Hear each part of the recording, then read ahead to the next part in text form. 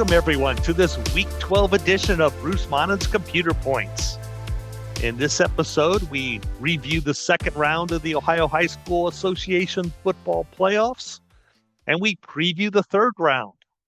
I'm Bruce Monnin, your host, recording here from the home studio in Minster, Ohio. Also checking in from the greater Wapakoneta area, we have a substitute co-host, Mr. Van Wright. Welcome, Van. Great to be with you, Bruce. What an honor. Thank you for helping cover for Rebecca here, as she is in a undisclosed location. At least she'll tell us when she comes back where she's been. Absolutely. I just got back from South Carolina, Bruce, just in time for this podcast. I rushed back from a great trip. Greenville, South Carolina, one of your favorite restaurants, Sobeys. Obviously, I was there, one of your favorite haunts. Then I went down to Columbia with my wife, Tracy, and we watched the South Carolina women's team. They're pretty good, Bruce. They're ranked second in the country. That's not correct. They're number one in the country. Yeah, it's not close. They will win the national title. To put this on record and play it back on April 15th, because they will be the national champions. Our Bowling Green Falcon women went down there. Our head coach is a former assistant with Dawn Staley, so they're very close. We got down there for that game. We started two freshmen, including a freshman point guard. They started girls 6'6", 6'5", 6'4". They dressed 9 players due to 2 with injury. The problem with that, Bruce, is there's no one to put in. There's no one. When the game gets out of hand, it doesn't get any closer because there's nobody left to put in. So there are 9 players. They're all top 30 players in the country, high school recruiting-wise. And we're getting down to our last 3 or 4. They're not going to be quite as competitive. But we played hard, strong, and learned a lot. We had won the opener at Louisiana, one of your favorite towns, Lafayette. Don's Seafood is where you go there for your meals, I know, in Lafayette. But our trip to Columbia was a little less pleasant as we were defeated. But we got home, got on the road. I told Tracy we got to turn and go north, drive about 80 miles an hour to get in for the podcast. Here we are.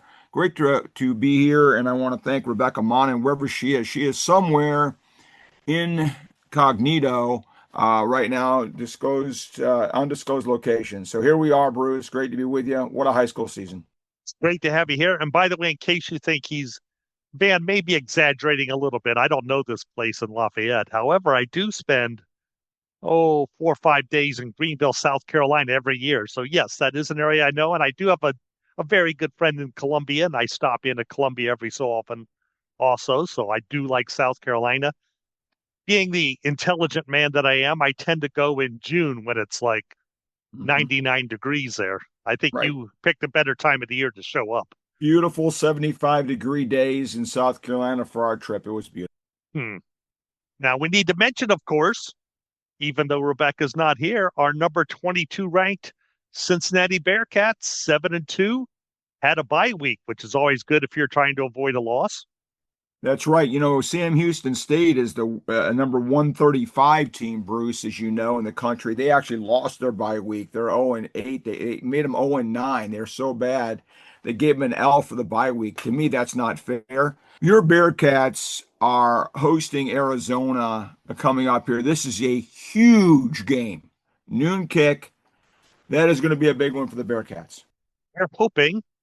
I believe Arizona State was here, and I think they slept through the first half. And we're hoping Arizona does the same thing with the noon kickoff. Because after they play Arizona, up next is 8-1 BYU on the road. And then TCU comes to town, currently 6-3. So a lot of difficult games there. That tends to happen sometimes at the end of the season. I'm looking for the Bearcats to sweep all those. Again, record this, run it back. I'm predicting 3 victories, including a shocking upset at Lavelle Edwards Field in Provo, Utah, where BYU will go down. I'll give you the score. The final score will be 24-20 UC. That would be nice. That would send us off to Dallas, Texas, to Jerry Jones World there to play against Texas Tech in the conference title game, probably. That would be fun. I might even think I ought to make that trip. You will make it. There's no thinking. You'll be there. When they sweep, you will be there. I haven't been to Dallas since 1984, I believe. Time to go back and get into Jerry Jones World. versus the Texas Tech Raiders. The Bearcats are having a great year. Now, back to the old high school football frontier. I actually did a little research this week. We've been doing some talking here on the podcast. There's been plenty on the internet on wondering what was going to happen this year with those bye weeks that the top four seeds would get. Van's Wapakoneta Redskins had one of those byes. It didn't seem to hurt them any. Didn't know if it would hurt or help. So I did the research here. Of those teams that had bye weeks, there are 28 regions. 26 of the number one seeds were victorious, 24 of the number two seeds, and 18 of the 3 and 4 seeds. Mm-hmm. So that tells me either A, the top 4 seeds are that much better than everyone else, which when you get to a 4 versus 5 game, I have a hard time believing. B, it could mean the home field advantage is that important. Or C, maybe that bye week is really nice and helpful to get a little work done on your team, get a little recovery for your players. I'm guessing it's probably all 3, but I think that bye is going to turn out to be a very valuable thing for the teams that earn it in the regular season. I think high school football is moving the same direction as college, which followed the same direction as the NFL. A bye week recovery-wise, Bruce, very, very critical. There's some thought that you can lose some of your shine, some of your edge. I don't think high school students are going to do that. I think they're going to use it as recovery. The better coaches are coaching the best teams. They're going to put some things in. Great bye week advantage. Now, just as a kind of offshoot of this research here, I found a couple of curious things. I found many more upsets occurred in divisions 5 through 7 than in divisions 1 through 4. So for some reason, more upsets among the smaller schools. There also were quite a bit more upsets on the west side of the state than on the east side, and especially more in the southwest quadrant than the rest of the state. I really don't have any reasoning for that. Maybe it's just a statistic anomaly this year. I don't know, but Bruce, it's just another reason why people listen to your podcast. There's only one place this information can be found in the state of Ohio, and that's on this podcast. No one else delves in as you do. You're the absolute recognized authority on this subject of computer points and analysis. And it shows right there. You could listen to podcast after podcast. You will never get that kind of depth of analysis. Thank you, Bruce, for doing that this week. If I only knew why any of that stuff was happening, then we might have something here. But well, next year you will, because you'll have more data. And maybe someone will figure it out and send that note in to us, and we'll get some more opinions here on the air. All right. There's a few other things, but I think we should dive straight into our regions here. We can bring up other topics as we go along here, but we're going to start right with the big boys in Division 1. Region 2, we have one game this week. We have the 2 seed, 8-2 Troy, playing host to the 6 seed, 8-4 Huber Heights Wayne. Even though they're at home, the computer says Troy, a 12-point underdog in this game. Bruce, your analysis is so good. We talked in week 1. This was in August that Troy was going to have a comeback year, have a great season. You're right. The computer says 12-point underdog. I don't have a computer. I'm a prognosticator, and I'm telling you right now, Troy upsets the Warriors. Well, I hope you're right. I did a little looking here, and I found Wayne had a loss in week 9 of the season, 20-17 to 4-6 Beaver Creek. Mm-hmm. And that just kind of stands out as the type of game that maybe Wayne is a very beatable team here. So I agree. Or maybe it was just a one-game blip on the radar. You never know for sure. We'll do on this throughout here. If there's any common opponents for the two teams, we'll bring them up.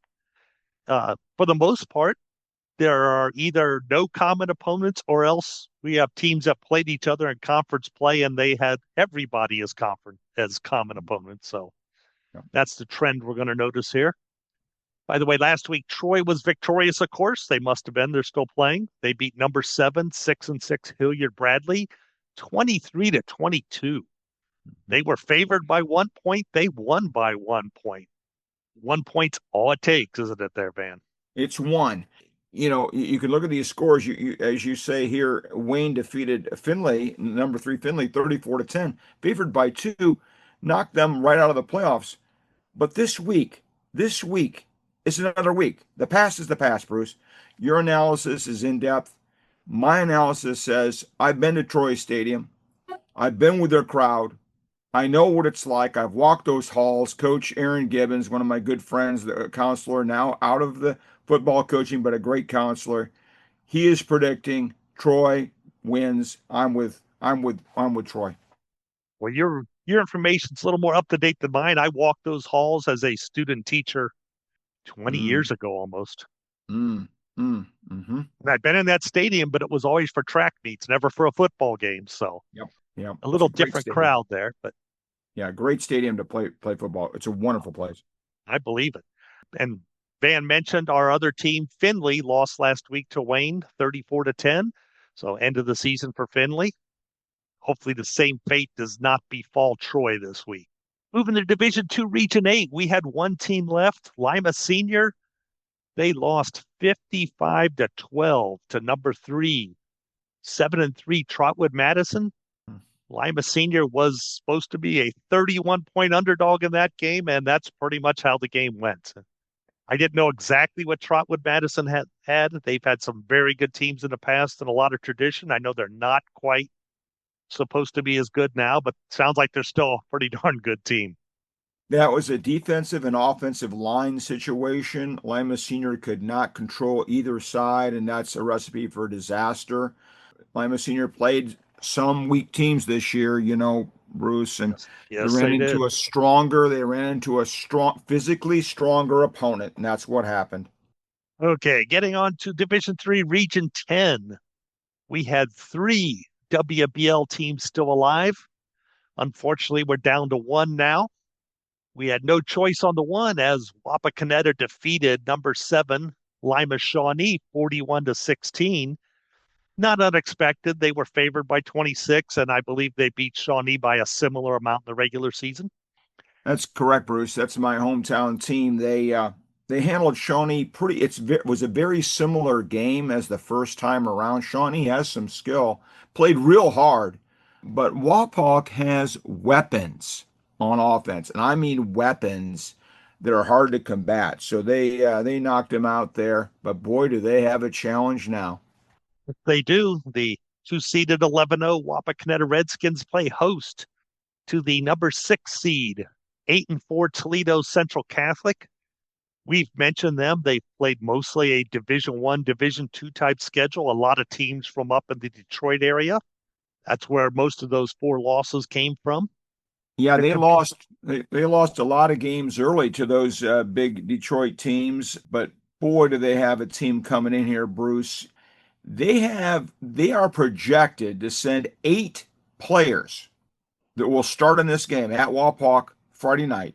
8 players to Division One football. Their tight end, who's committed to Notre Dame, Preston Frizel, number 17, 6'4", 6'5", maybe. Not a huge kid today. They'll put a lot of weight on him, but what a talented player. So Frizel at tight end, Wapak has not seen anybody like that guy. I'll tell you that. Over at one safety, Victor Singleton committed to Texas A&M, which is a pretty good team, they tell me. Victor is is a player, and then they got 6 more guys that are either juniors or seniors that are projected to be Division One players.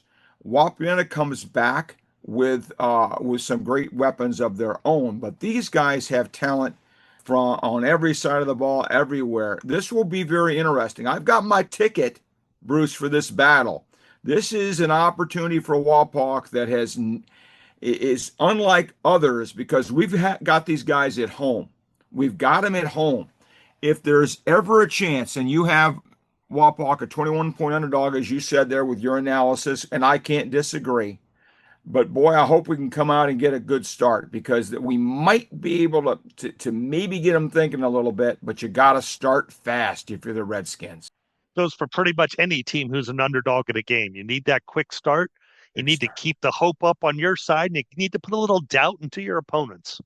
That's what has to happen, and it could. That's why they call it a game. We're coached by Travis Moyer, Bruce, as you know, 11 seasons at Wapak and 10 Western Buckeye League championships.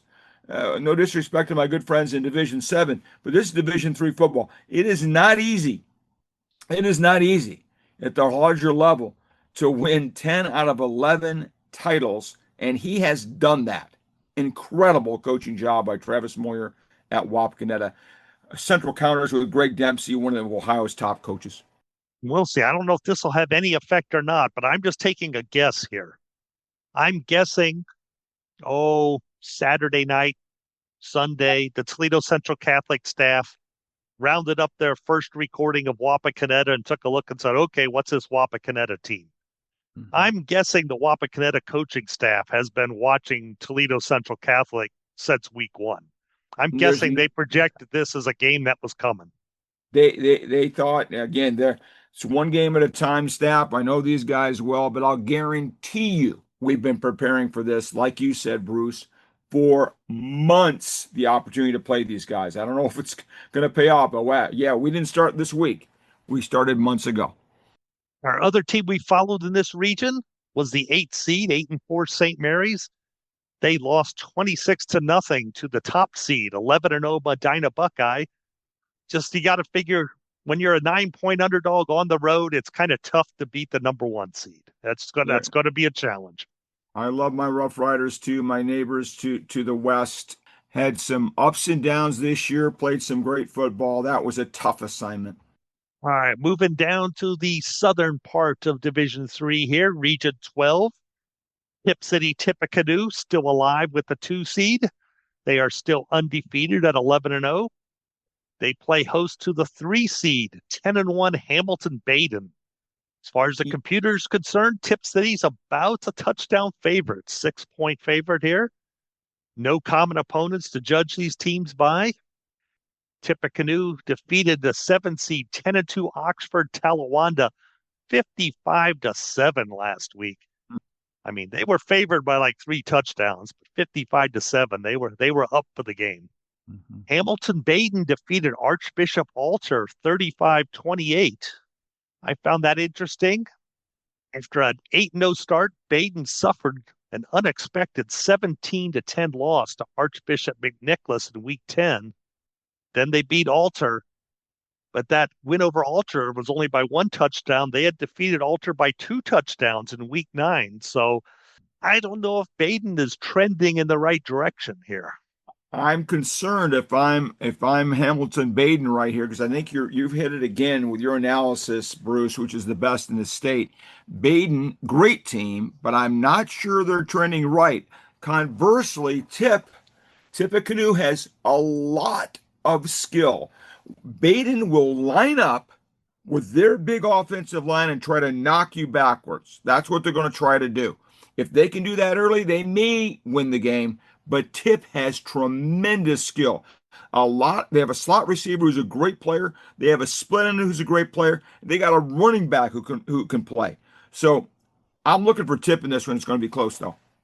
You know that week 9 win by Tip City over Troy, 21-0, looks a little better all the time. Yes, Tip can play. Well, we get to Region 14. I just thought I'd mention last week, we proclaimed we're going to have our state championship week prediction contest again this year. And the prize will be 2 pints of Grater's ice cream, your choice of flavor, delivered to your house. Wow. I discovered once again, Big Brother is listening, as I received 2 coupons this week for 5% off Grater's ice cream delivery. Mm-hmm. So you just have a lot. There's a lot of listeners. This podcast is around the country. We have a lot of Ohio residents that no longer live in this market, even listening from around North America, as they want to keep track of Ohio high school football, led by Bruce Monnin, Computer Points, #1 podcast. I remember, and I think our winner last year was from the Harrison area, actually. So, yep. All right, Division 4, Region 14. We have the other WBL team still alive. We have the 4 seed, 9-2 Lima Bath. They go on the road to play the top-seeded, undefeated Shelby Whippets. And I believe we mentioned Shelby way back in our preview show this season. Yeah. Computer says Lima Bath a 4 touchdown underdog in this game. Now, once Yeah. again, no common opponents. So when there's no direct comparison, it's always a little grain of salt on the old computer thing there. Bath had a nice win last week. They beat the 5 seed 8-4 Bellevue 21-0 in a game where they were favored by about 19, but still, shutout over a 5 seed is always an impressive thing. This has been, you're right. Yeah. Yeah. You were going to mention Shelby defeated Orville, the number 7 seed, 42-0, favored by 36. So Shelby's on a roll. They've won their last 7 games, as your research indicates here. You sent me a big bullet point on that. They've won their last 7 games by 30 plus points with a running clock, Bruce. Here's my concern for Bath, and I love my Wildcats. You know how I am with the WBL teams. Bath scores in bunches. Here's the problem. They give up points in bunches. And Absolutely. Shelby will, I hate to say it, but they're going to run roughshod. They're going to score 40 plus. Now, don't look for a zero on the Bath side. Don't look for a zero. They're going to score points. This is a highly skilled offensive team.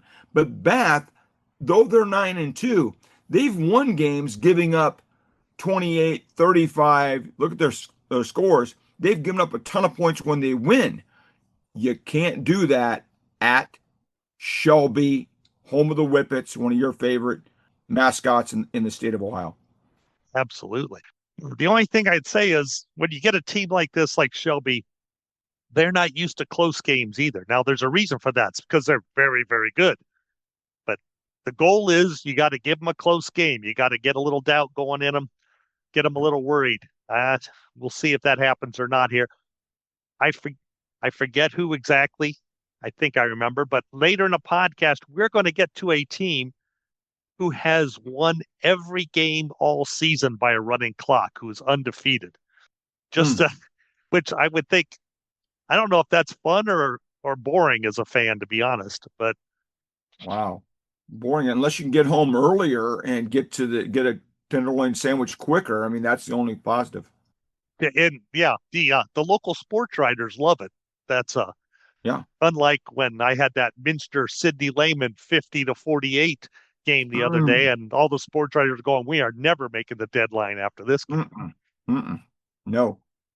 Our other team we followed in this region, the 3 seed, now 8-3 Napoleon, lost 31-0 last week to the 6 seed, 9-3 Sandusky Perkins.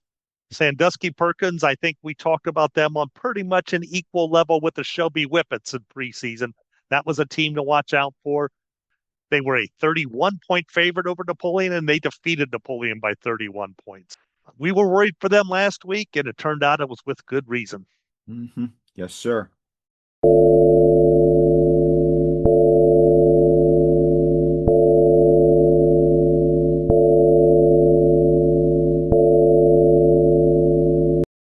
All right, Division 5, Region 18, the game we've been waiting for since before the season started. Top seeded, undefeated Liberty Center plays host to 5th seeded, undefeated Liberty Benton. Computer says Liberty Center a 5-point favorite. Figure at least 2 of that is the home field advantage it's thinking of. And it's surprising, no common opponents for these two teams. These two teams are not that far apart. No.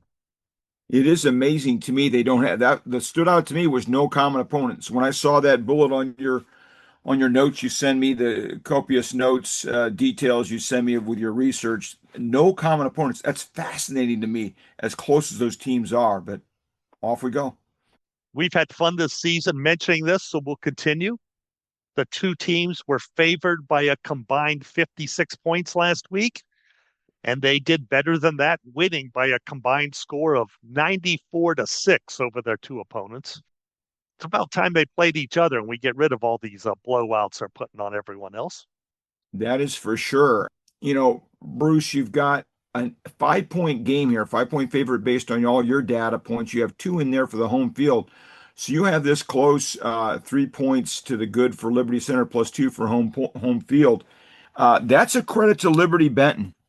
Liberty Center You know, I mean, they've got a guy, a junior lineman just committed to Ohio State. This kid is a road grader. He is unbelievably good.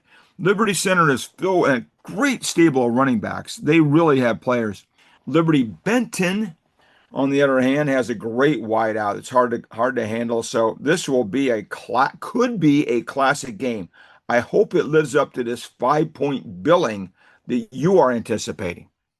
One thing I'm thinking is I bet Liberty Benton would really have loved if they could have put this off one more week, gotten this at a neutral site instead of being played at Liberty Center. You But go to the black hole, Bruce. When you go to the black hole and you walk in there, and I've been there, as you have been there numerous times, it is an absolutely horrible place for the opponent. And you're right. If this was a neutral site game, I might even say Liberty Benton an upset, but I am very wary. I don't know. They're not, I don't think they're going to lose in there. It's the black hole. It's the black hole for a reason. They are just they envelop the opponents. I hope Liberty Benton comes in there. I know they'll be prepared. It should be a good one. from a fan perspective, the home side is like you walk in and then you go down the bleachers. So it Mhm. feels like you're high up on the home side. The Mhm. away side is like there's a field behind you and some trees. It feels like the home fans are looking down on the away fans at Yeah, that it stadium. It's it is a huge home field advantage in every way. I know Liberty Benton will pack every ticket they're allowed to have. They will be there, and the Eagles will be there in full gear. Their principal, Ben Gherkin, absolutely elite dude. I think he's the father of one of Bowling Green's women's basketball star players, Lauren Gherkin, who's technically a sophomore but only played 10 games last year. She put on a show down there at South Carolina, working hard. Ben Gherkin will have his student body ready to go, but it's the black hole. I don't know, Bruce. I don't know. now, if you just look at these scores here, the first thing you see is both these teams score a lot of points.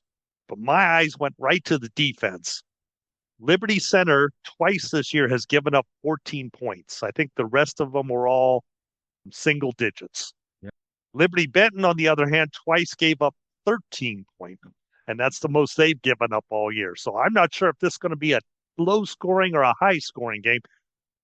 Probably be somewhere in the middle, 28, something like that. I don't know. But one thing, though, if you just go by a little recent tradition here, these teams met in the playoffs last year. Liberty Center won that game 35 to nothing. Mm. They played in 2022 also. Liberty Center won that game 41 to 7. So maybe the confidence might be resting a little stronger on the shoulders at Liberty Center. Yes, I agree. All right, heading down to Region 20, Indian Lake. Been touting them since the preseason show also. The 2 seed, 9-2 here. They are hosting the 11th seed, and there are only 3 11 seeds left in the state, but here's one of them. The Mhm. 11th seed, 8-4 Cincinnati Marymount. The computer says Indian Lake a 20-point favorite. I think that's a little high, and we'll go into that here in a little bit. Surprise, surprise, Indian Lake and the school from Cincinnati, no common opponents here yet. Indian Lake just survived 17 to 14 against the 7 seed, 10-2 Preble Shawnee last week in a game where they were favored to win by much more than that. But the one that stuck out to me, Cincinnati Marymount, was playing Miami East, team we covered, a 3 seed at Miami East. The computer said Miami East was favored by 14. Cincinnati Marymount wins 30 to nothing in this game. Just a dominant showing.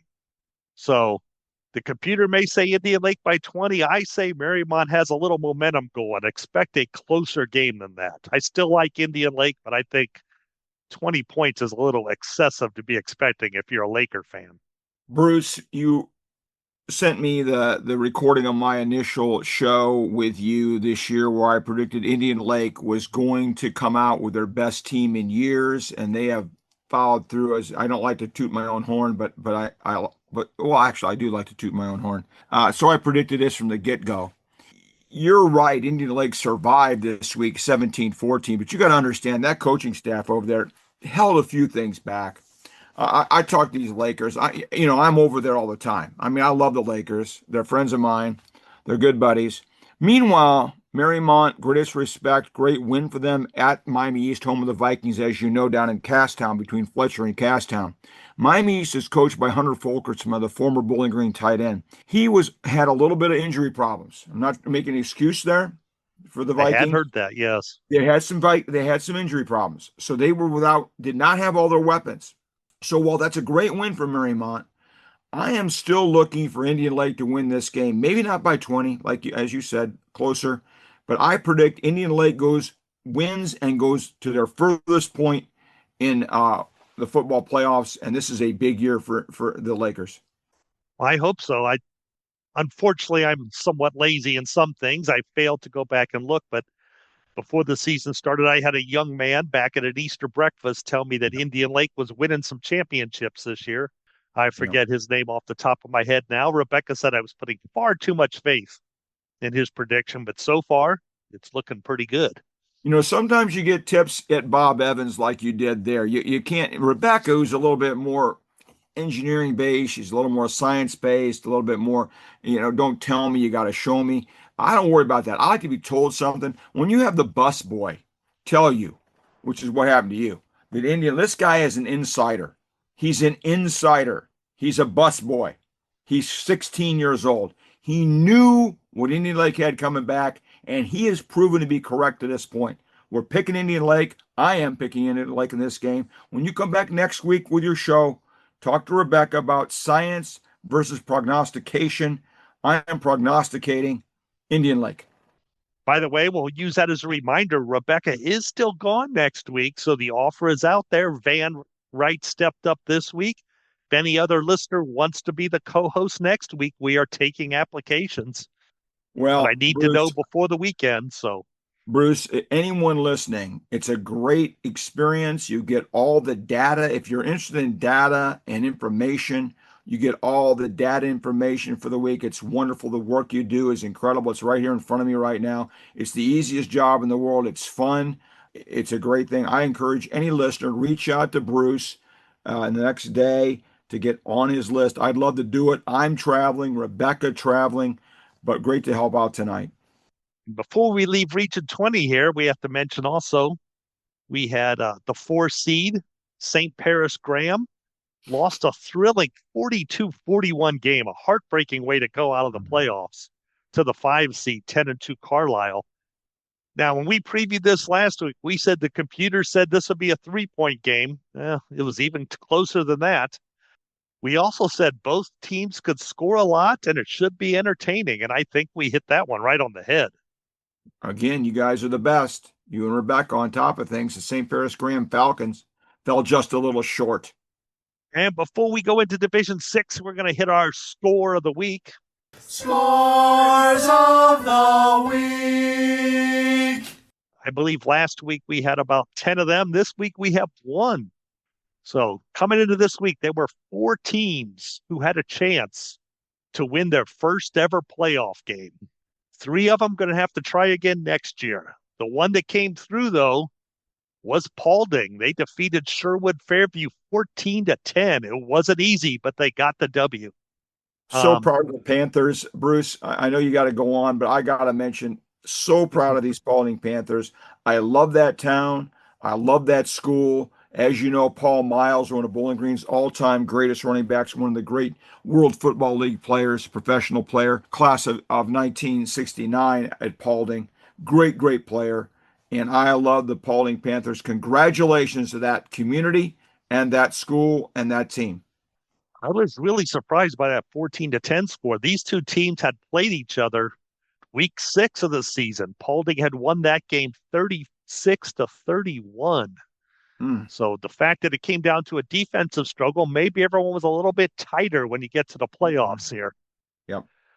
And the interesting little fact I found out, Paulding's coach was a member of the last Panther undefeated team back in 1988. And Knows how to also, win. And also, Paulding did not give up an offensive touchdown in the game. Fairview's only touchdown, a 59-yard pick six. So the Paulding defense was focused in and ready to go last week. And speaking of them, as we move on to Division 6 Region 22, that is the team we have left. The 4 seed 11-0 Paulding. They get to play host to the 9 seed 8-4 Cary. Cary defeated the top seeded team, Castalia Margaretta, 35-7 last week. And the computer didn't think they were going to win. The computer had Cary as a 9-point underdog. They win by 4 touchdowns. So big win last week for Cary. No common opponents again. We already mentioned Paulding beat Sherwood Fairview. Paulding was actually a 9-point underdog according to the computer in that game. So that's a little intriguing comparison here. Cary has now won 2 playoff games. They were the underdog both times. Paulding was the underdog in their 1 playoff game. So someone has to be favored this time. And it is, the computer says it likes Cary by 13 points in this game. It's pretty impressive, Cary's win last week. I know that Cary's got a great team, but you just mentioned one thing. My final word on this game, you said Paulding's defense is improving. Played great in these playoffs. This game is over at Paulding. It's a long way from Cary to Paulding. I've made that drive. And I greatest respect for Cary, but watch out. Paulding's won 1 playoff game. Get ready for 2. Write that down. All right. I did a little look at here back on Drew Pasteur's computer. Says Cary just played their 2 best games of the year. Can they keep it going 3 weeks in a row? I don't know. Paulding themselves says that was their 4th best game of the year. So Paulding playing well here in the playoffs too. Should be a fun game to watch to see what the result is of this one. Yes. Maybe even WOSN would actually make a trip to Paulding. That might be a first, I think, if they did. It would be a first. Don't have to look that up. A first. Okay, heading down south in Division 6, Region 24. Now, this looks like a really good game to me. We're going to start with the top seed, undefeated 11-0 Tri-Village, hosting the 5 seed 8-4 Coldwater. The computer actually likes Coldwater by 2 touchdowns in this game. There's another matchup with absolutely no common opponents here. Tri-Village beat Portsmouth West 54-22 last week. Rebecca and I were a little worried that the bus in Portsmouth might not know how to find New Madison from there. That's an interesting drive, to say the least. They showed up. Tri-Village handled them with the running clock 54-22. Coldwater made the trip down to St. Bernard Elmwood Place. They also won with a running clock, winning 38-0 in a game where they were favored by 37 points. So about as expected also. We're kind of looking at this. Coldwater had a tough 7-6 loss to Marion Local to end their regular season. But their 2 playoff wins have been by a combined score of 86-0. So while the defense is still staying just as strong, the offense really picking it up here. Now, yeah, I love New Madison. I love Tri-Village. I love going down to Hollinsburg, all that area. Tri-Village, home of the Patriots. Love them. They're in trouble here. They have not, speaking to people who have not been in close games, Bruce, one of your big things is, what if they're in a close game? You talk about this all the time. You have an X factor in your algorithms. You're constantly adjusting your algorithms. But one of the things you always talk about, have they played close games? Coldwater has. Coldwater has been in tough games. This will be a tough game. Great respect to Tri-Village. Look for Coldwater to spring the upset 5-1 seed. Tri-Village is that team we mentioned earlier, the running clock in all 11 games this year. But if we get a close game, we mentioned Coldwater's had close games. More importantly than that, even, I think, Coldwater has what I think is one of the ultimate close game weapons. They have a great kicker. And Tri-Village is going to start at the 20-yard line most of the time after the kickoffs. And if Coldwater gets down to the 25-30, they're going to run out there, kick the 40-yard field goal, and put 3 points up on the board. And Tri-Village is going to say, hey, we haven't seen that all year. Their kicker is great. You've seen a lot of Coldwater. And they do have a great weapon. And this late in the season, that could really be a difference maker. That guy's a heck of a kicker. You're right. And in a close game, he makes a difference. I know you have Coldwater favored by 14 points here based on your computer algorithms. And I think that's probably going to be about the margin. I'm with you. We shall see. The winner of that game takes on, we have the 2 seed, 10-1. I call them Springfield Northeastern here. The state calls them South Vienna Northeastern, and the school is in the town of South Vienna. It's not in not in Springfield. Hosting the 6 seed, Ayton. That can't be right. 9-3, maybe, Anna? Yep. Let me see. Is that right? I think they're 9-3. Let me look at my good notes. 9-3, yes. The computer, even though they're on the road, likes Anna by 17 points in this game. Mm. Now, these teams do have a common opponent. I think that's our first one here, isn't it? Yeah. They both played Mechanicsburg. Anna beat Mechanicsburg 46-12 last week. Northeastern beat them 52-26 in week 9. So I'm not sure that tells us a whole lot of anything. That sounds fairly even to me. Yeah. Very even, I would say. Now, Northeastern beat Ironton Rock Hill 59-0 last week. Oof. But from what I hear, Rock Hill's one of those teams. They lost a very talented quarterback late in the season and just haven't been the same since, too. So I feel like Northeastern would have still won, no problem, but 59-0 may be a little bit of an exaggerated score there due to that injury. We mentioned Anna defeated Mechanicsburg. I like to say the Rockets were a little bit up and down early in their schedule, but if you look, they finished strong. Their last games of the regular season really strong. 2 postseason running clock victories. They are rolling now. Northeastern, on the other hand, haven't really been challenged since they had a 60-18 loss in week 6 to 10-1 West Jefferson. Now, losing to West Jefferson is nothing to be ashamed of. 60-18's a little iffy there. The week after, they beat 5-6 West Liberty Salem 27-24. So they had 2 iffy games, and then they really haven't played anyone that challenged them since. So I don't really know what Anna's going to see against them when they play Springfield Northeastern here. Well, I don't think the home field advantage counts for as much here. No disrespect to Northeastern. I've been there. It's a nice school, but I don't think that's going to be a big difference as it is in some of these matchups. So I think Anna is going to come through here. Right, and I imagine that game, Anna against either Coldwater or Tri-Village, would be a very interesting game for next week. Great game. Great game. Okay, Division 7. We follow all 4 teams remaining in Region 26. We'll start with the top seed, Lima Central Catholic, playing the 4 seed, 8-3 Columbus Grove. So the computer actually says Columbus Grove is a 5-point favorite. Maybe because these 2 teams played in week 9 and Columbus Grove won by 8 points, 33-25. So I like to say maybe the computer's not so sophisticated. It just looks at something like that and says, yeah, they'll probably do about the same thing again. Sounds about right. These teams have played 6 common conference opponents in Northwest Conference games. Columbus Grove won those games by an average score of 42-7.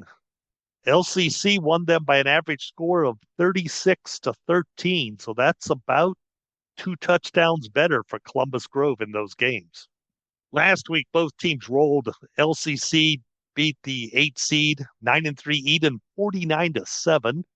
Columbus Grove defeated Gibsonburg 28-8. What I really thought was going to be a closer game. I was expecting a little more from Gibsonburg, or maybe I wasn't expecting enough of Columbus Grove. Not sure.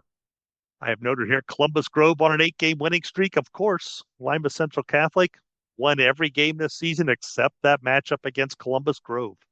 Lima Central Catholic is well coached, well prepared. They have a good quarterback and good skill people. And that recent game between these 2 teams, I agree. It's going to be that kind of game. Maybe a 1-score game, 5-point favorite. You have Columbus Grove here. It's going to be close. The game's hosted by Lima Central Catholic. Grove will bring a ton of people. I don't know that that's a big advantage, but it's going to be a tight one. I think this game could be very, very close. I mean, real close. A 1-2, 3-point game, maybe.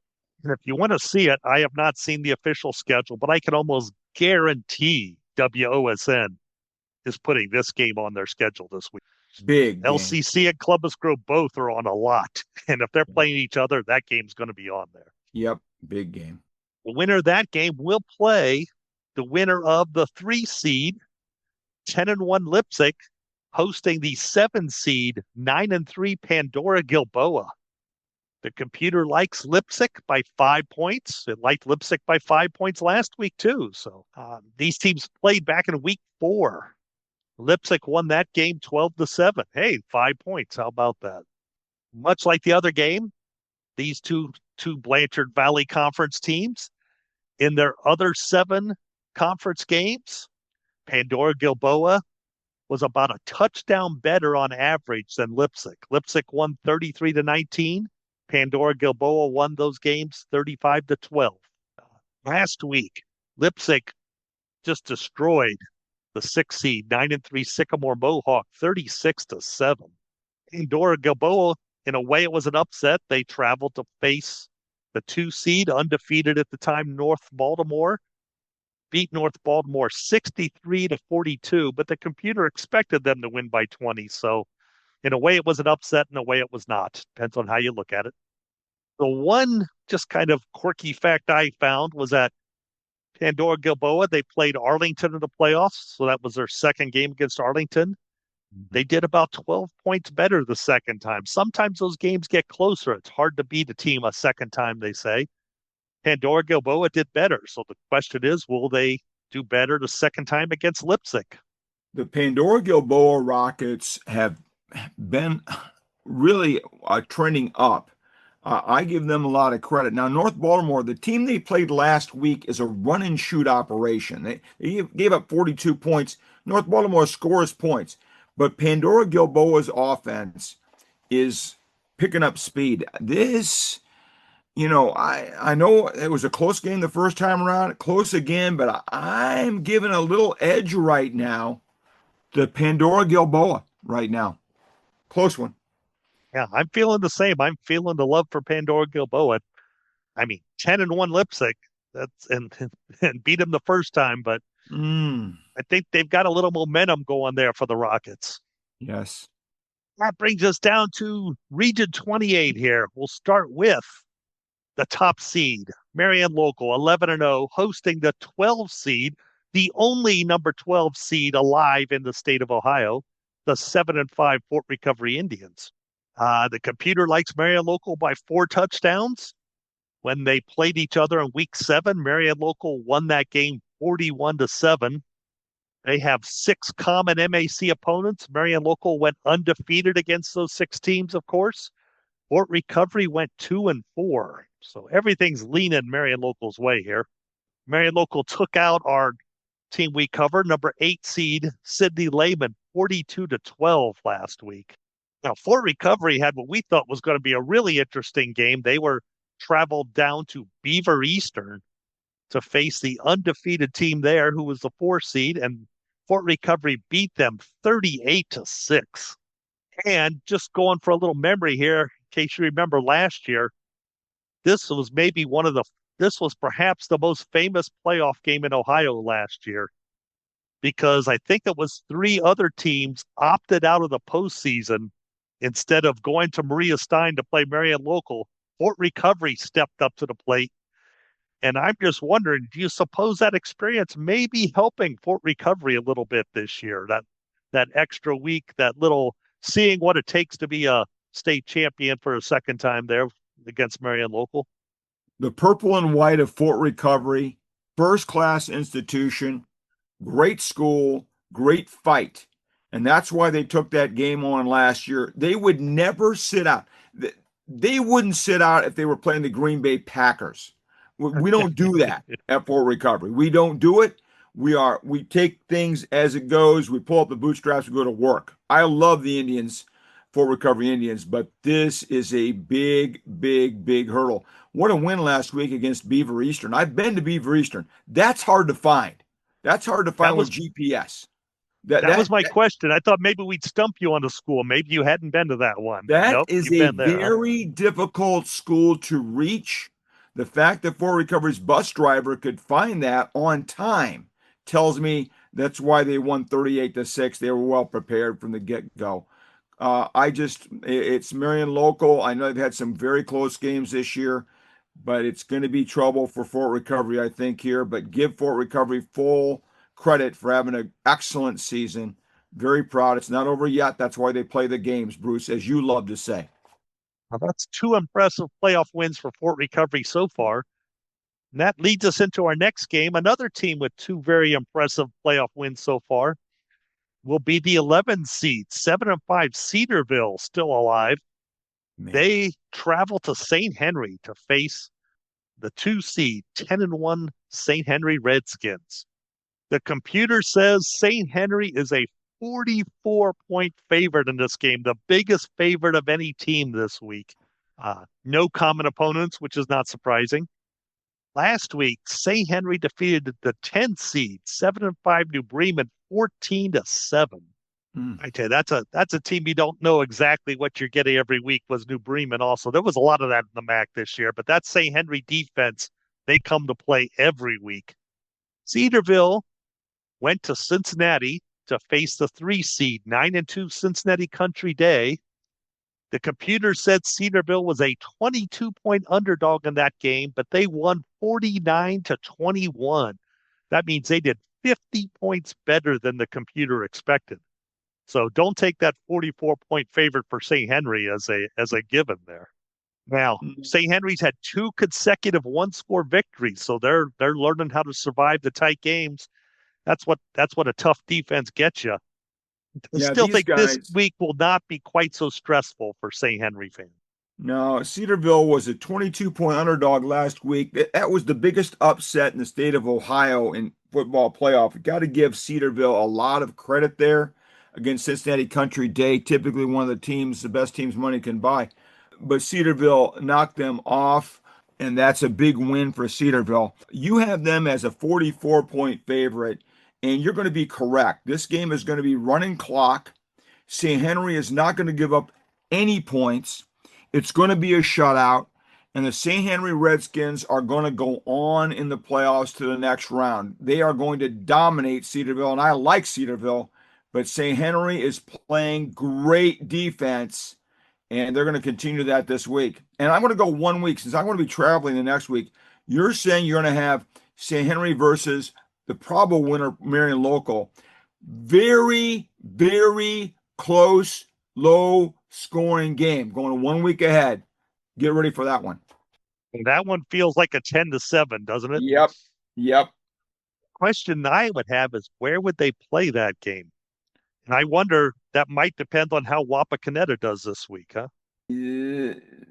I wouldn't be surprised that game would be at Wapakoneta. I'm thinking my way through that. It could be Wapakoneta. Although if Wapakoneta is still playing, I don't see who wants to hang around to host somebody else. They'll want to go watch Wapakoneta play. So You're right. So who knows? That's why the Wapakoneta game may determine where that other game is going to be at. You're right.